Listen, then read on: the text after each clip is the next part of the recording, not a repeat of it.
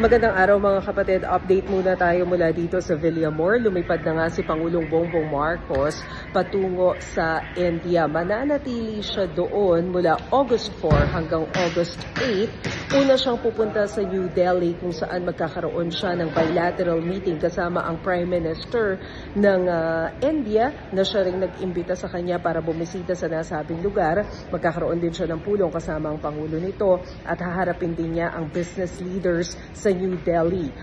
Mula sa New Delhi, lilipad si Pangulong Bongbong Marcos patungo sa Bangalore at doon niya ipagpapatuloy yung pakikipag-usap tungkol nga dito sa mga investors na interesado na mag-expand ng kanilang business sa Pilipinas. Nauna nang sinabi ng Department of Foreign Affairs na nasa 6 na kasunduan yung inaasahang malalagdaan sa iba't ibang sektor ito, kabilang na yung science and technology.